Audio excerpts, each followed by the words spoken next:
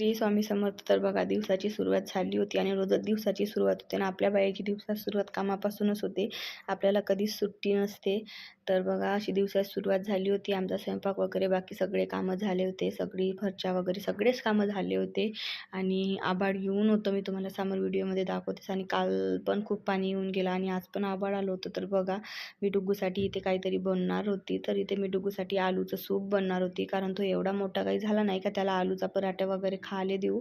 आणि वरण भात असलं तर त्याला काहीच बनवायची गरज नाही, पण वरण भात नसला तो दुसरं काही खात नाही आणि भात त्याला खाऊ वाटत नाही नुसता, म्हणून त्यासाठी मी आलूचं सूप बनणार होती. तर हे बघा, त्यासाठी मी एक आलू छान उकडून घेतला होता. तुम्हाला व्हिडिओमध्ये दिसलाच आहे. आणि त्याला हाताने छान बारीक करून घ्यायचं, जसं आपण चटणीसाठी करतो त्याच्यापेक्षा बारीक करून घ्यायचं. त्याला पूर्ण गडेगडे त्याचे फोडून टाकायचे. त्याच्यानंतर त्याच कतलीमध्ये मी धुवून घेतली आणि एक डुबलं तेल, जिरे, मोहरी आणि ठेचलेला लसण टाकला.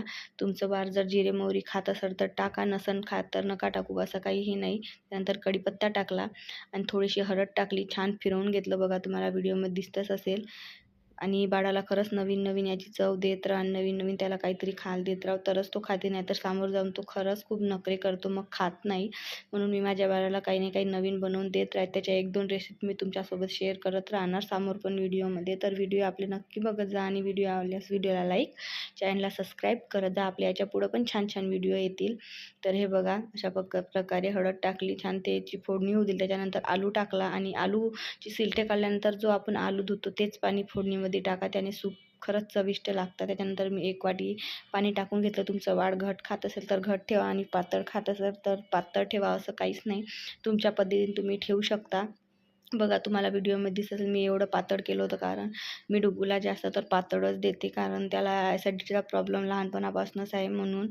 तर हे बघा, अशी मी त्याची पातळ आलूचं सूप त्यासाठी बनवून घेतलं होतं. आणि हे बघा, मगाशीच सांगितलं होतं आभाळ आलं होतं. तर ह्या टायमाला रोज एवढी ऊन राहे की बाहेर असं मोबाईल घेऊन पाहायचं सुद्धा मन होई नाही. पण आज बघा, एवढं म्हणजे धूप आणि आभाळ येऊन आहे की खरंच. आणि हे बघा, माझ्या सूपाला 2-3 उकड्या आल्या होत्या. अशा छान 2-3 उकड्या येऊ दिल्या. आता डुग्गू गेला होता खालती, तोपर्यंत त्याचं सूप पण थंड होऊन जाईल आणि तो पण खालतून फिरून येईल.